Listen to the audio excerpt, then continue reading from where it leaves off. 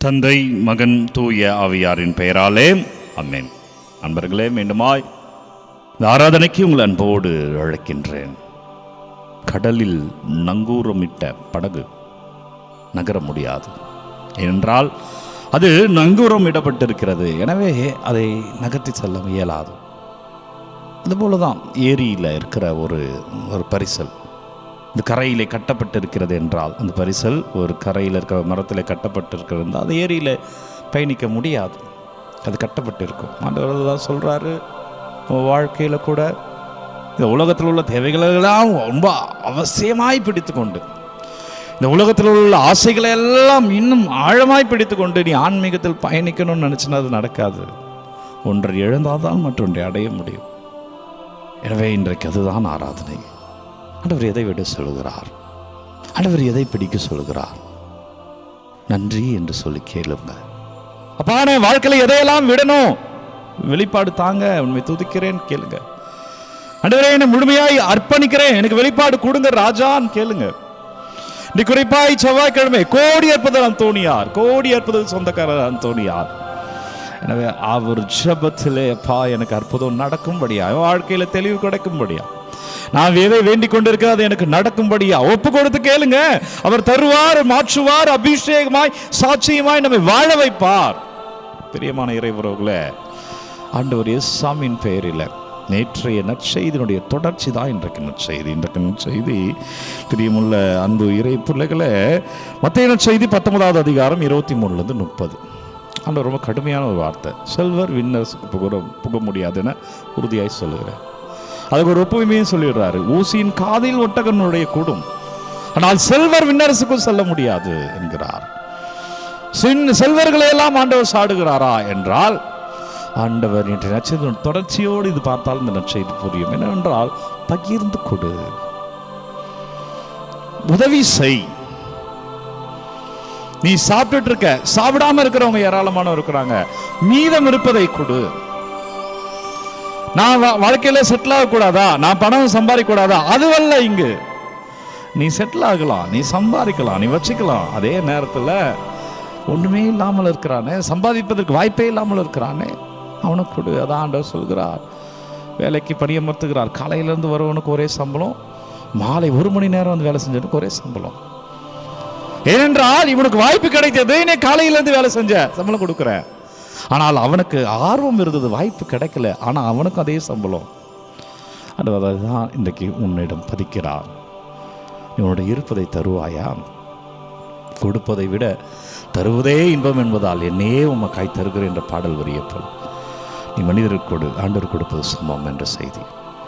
நீ மனிதருக்கு கொடு, ஆண்டவர் கொடுப்பது சமம் என்ற செய்தியை ஆண்டவர் இன்றைக்கு தருகிறார். பேதுரு கேட்கிறார், ஆண்டவரே, நாங்கள் எல்லாத்தையும் விட்டுட்டு உம்மிடம் வந்திருக்கிறோமே. நம்ம கூட ஒரு கேள்வி, நான் ஏன் அவனுக்கு கொடுக்கணும்? பேதுரு தான் கேட்டார். ஆண்டவரே, இப்படி பேசிட்டு இருக்கிறீங்க, நாங்கள் எல்லாத்தையும் விட்டுட்டு உண்மை பின்பற்றுகிறோமே, என்ன கிடைக்கும்? ஆண்டவர் துதிங்க, அவர் ஆராதிங்க, அவருக்கு நன்றி சொல்லுங்க. ஆண்டவர் சொல்கிறார், என் பொருட்டு பிள்ளைகளையோ குடும்பத்தையோ உறவுகளையோ இழந்தவர் அபிஷேகமாய் பெறுவார், 100 மடங்காய் பெற்றுக்கொள்வார் அப்படின்னு சொல்கிறார். நீ ஆண்டவருக்காக நீ பிறர் கொடுக்கிற பொழுது ஆசீர்வாதம் நமதாய் மாறும். எப்பங்க ஒருத்தவங்க ஒரு வேலையை விட்டு இன்னொரு வேலைக்கு போவாங்க? யோசிச்சு பாருங்க. ஒரு வேலையிலேருந்து இன்னொரு ஜாபுக்கு போகிறான், ஒரு ஜாபை விட்டு ஒருத்தன் இன்னொரு ஜாபுக்கு போகிறான், ஒருவனோ ஒருத்தையோ மாறி போகிறான். எப்போ போவாங்க? அதை விட அதிகமாக சம்பளம் இருக்கும்போது, இல்லவா? ஏன் நீ ஆண்டவருக்கு பேரில் பிறர் கொடுக்கணும்னா, நான் கொடுக்கதால எனக்கு ஒரு இழப்பு தான், ஆனால் அவரிடம் நான் பெறுகிற அபிஷேகம் மிக பெரியது. அது என்னை விட்டு நீங்காது.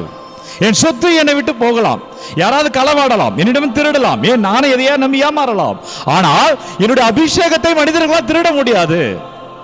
ஒரு ஜாபை விட்டு மற்றொரு ஜாபுக்கு போறான். ஏன் போறான்? இதை விட அங்க லாபம், இதை விட அங்க இன்னும் நல்லா இருக்கலாம், இதை விட நான் உயரலாம். நண்பர்களே, நீ கொடுப்புகளாக வருகிற இழப்பை விட அதன் பெயரிலே அவர் தருகிற ஆசீர்வாதம் மிக பெரியதாக இருக்கும்.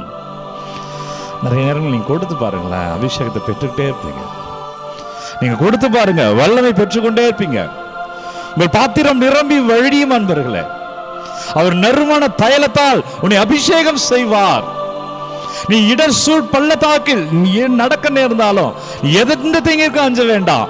அவர் உன்னை காப்பாற்றுவார். அவர் உனக்கு பக்கபலமாய் இருப்பார். அவர் உன்னை ஆசீர்வதிப்பார். எனவே நேற்றைய நாளினுடைய தொடர்ச்சி தான் இந்த நாளுடைய நற்செய்தி. கொடுங்கள் நண்பர்களே. என்ன ஃபாதர் கொடுக்கணும் நீங்க முடிவு பண்ணுங்க. யாருக்கு ஃபாதர் கொடுக்கணும் அதையும் நீங்களே முடிவு பண்ணுங்க. உங்க கூட ஒருத்தவங்க எத்தனையோ பிள்ளைகள் முடியாதவர்கள் இருப்பார்கள். நீ வேலை செய்கிற உன் கம்பெனிக்கு அருகில் எவ்வளோ பேர் முடியாதவர்கள் இருப்பார்கள். ஏன் உன் சொந்தக்காரர்களே எத்தனையோ பேர் முடியாதவர்கள் இருப்பார்கள்.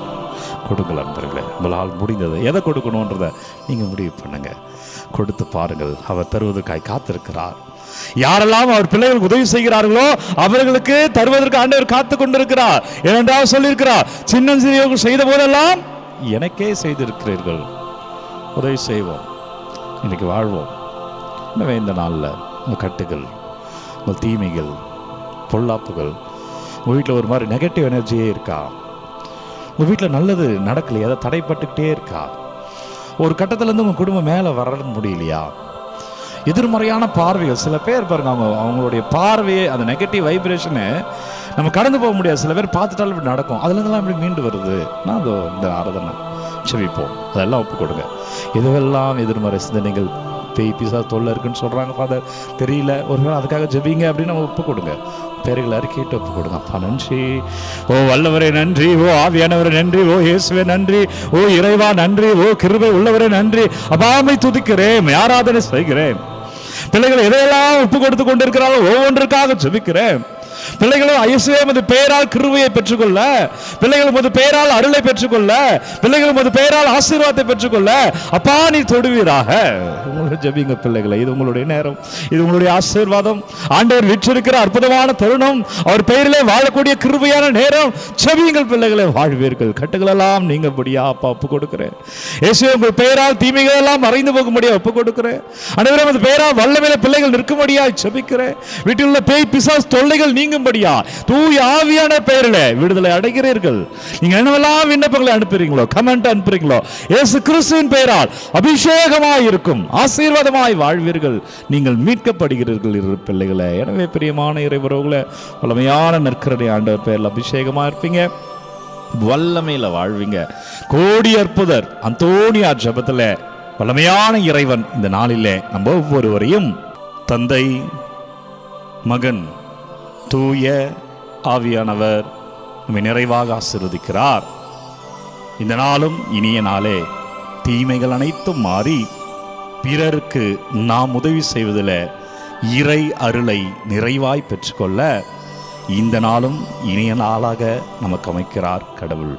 எனவே பிரியமானவர்களே, இன்றைக்கு 19ஆம் தேதி. எனவே பிற்பகல் 11 மணி அளவிலே எண்ணூர் சூசியப்பர் ஆலயத்திலே திருப்பலியும் ஆராதனையும் தேர்பவனியும் மதிய உணவும், அதே போல மாலை 6 மணிக்கு பழைய சிற்றாலயம் புதுப்பிக்கப்பட்டு புதுமையான நிலையில் இருக்கிறது. எனவே சிற்றாலயமானது இன்றைக்கு திறக்கப்பட இருக்கின்றது. அதனுடைய திறப்பு விழாவும் ஆடம்பர திருப்பலியும் ஆராதனையும் நடைபெறுகிறது. நமது மறை மாவட்டத்தினுடைய ஆயருடைய பொது பதில் குருவாக இருக்கிற எம்இ ஜேக்கப் அவர்கள் வருகை தருகிறார்கள். எனவே அனைவரும் வாரீர், இறையருள் பெருவில். God bless you. Have a nice day.